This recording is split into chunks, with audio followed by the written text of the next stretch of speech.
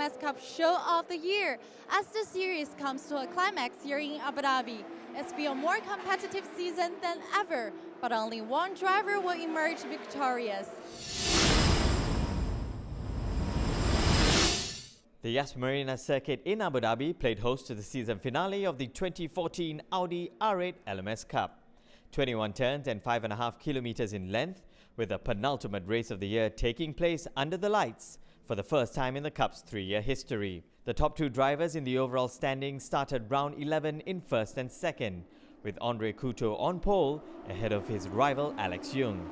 But there was drama at the start as Yoong edged ahead of Couto too soon, and he would later receive a 25-second penalty.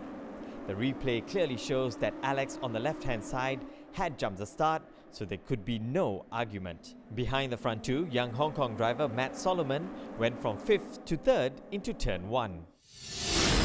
Frankie Cheng, who also had a shot at the title, moved up 3 places to 4th.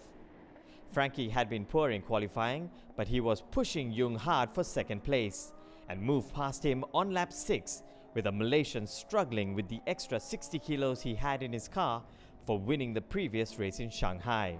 Meanwhile, 2012 champion Ma Chi passed last year's champion Adli Fung to move into 6th a few laps later.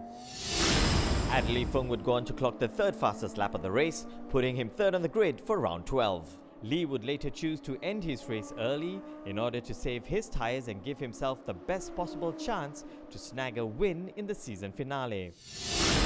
At the front, Andre Couto was consistently personified, staying away from trouble and building up a 12-second lead 12 laps into the 15-lap race. Just before the end, Matt Solomon was forced to retire from 4th place with a technical problem, ending what would have been his best result of the season so far. Couto took the win ahead of Frankie Cheng, and although Alex Yoong crossed the line in 3rd, his time penalty pushed him down to 6th, with Rahel Fry completing the podium.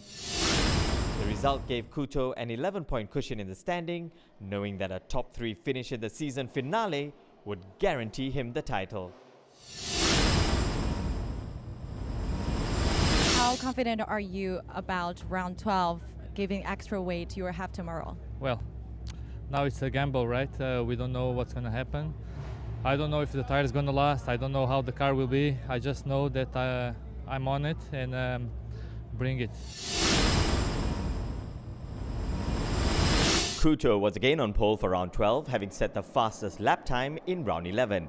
And he had the perfect start, maintaining his position into T1 despite carrying an extra 60 kilos.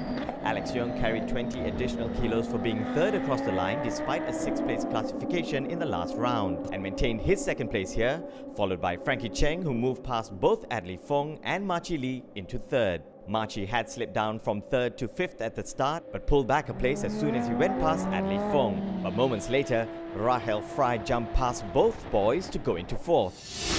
Alex Yoong then completed the first step of his championship plan by going past Couto into the race lead. But Couto showed every intention of coming right back at Yoong, and Couto knew the title would still be his unless he slipped further down the field. The turning point of the race, and arguably of the championship, came in the final few laps, as Couto again went past Yoong but went off track as he did so. He failed to give the place back to the Malaysian, as the rules dictate he must, and would later draw a 25-second penalty after a lengthy review which would prove extremely costly. The action continued with Adli Fung passing Rahel Fry for 3rd. Next up, Frankie Cheng attempted to go past Rahel Fry at the hairpin corner, but lost control and made hard contact with Adli Fung. Both drivers were forced to retire. Back at the front, Alex Yoong moved past Andre Couto for the 2nd time in the race in what was turning into an incredible battle. But Yoong didn't push the tempo, knowing that a bunch field could benefit him if others were to overtake Couto. The battle for the lead was far from over. Alex Yoong made a mistake going into turn 7, which allowed Andre to overtake him. However, it was short-lived as Alex made full use of the push-to-pass button to get back in front. Matt Solomon passed Rahel Fry for 4th on lap 11 during a very impressive performance by the Hong Kong rookie. With 3 laps to go, Couto and Yoong again came together at the exit of turn 7. But for once, the pair did not swap positions. Back in the pack, Taiwanese driver Jeffrey Lee had a tremendous battle with Saeed Al-Mahari in what was one of the most competitive races of the season.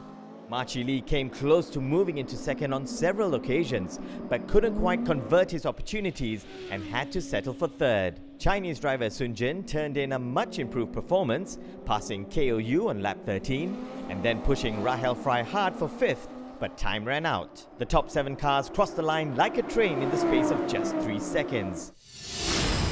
Despite Jung's race win, Kuto celebrated, believing that his second place was enough to give him the title.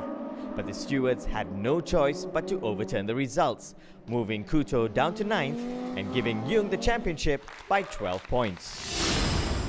After I got that penalty, I thought, it's no longer in my hands. You know, I knew if I won on race 2, the championship would be mine.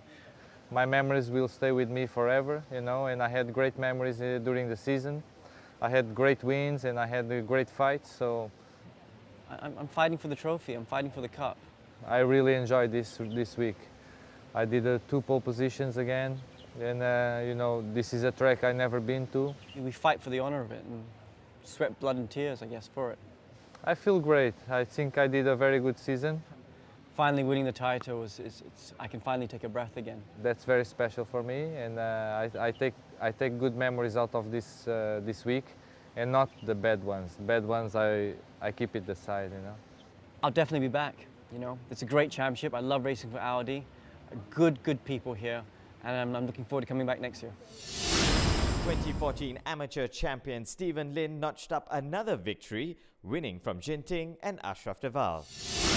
They handed him a 25-second penalty, which dropped Kuto to 9th, which means that Alex Jung becomes our 2014 Audi R8 LMS champion.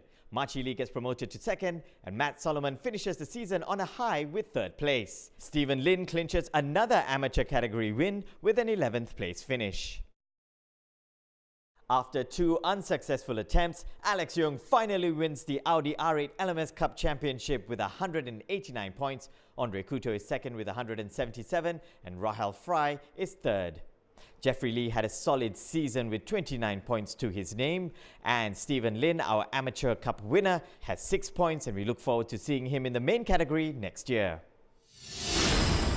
Hi Renee, so many highlights to choose from for the year, but let's talk about next year. Could you please tell our fans what's in store for the Cup in the 2015? We will add a lot of more excitement. We will have a super pole. That means actually after everybody qualified, the top 8 are going out and battling for the top 8 position. Secondly, we have a standing start with a launch control. This enables us actually to have a rolling start and a standing start at the same on the weekend. And what we also add is a new location. Taiwan will be within the Cup as a new location. So stay tuned, a lot of things coming more. Thank you so much, Renee. It sounds like it's going to be an amazing race next year. And we'll see you all in the 2015 Audi R8 LMS Cup. Goodbye!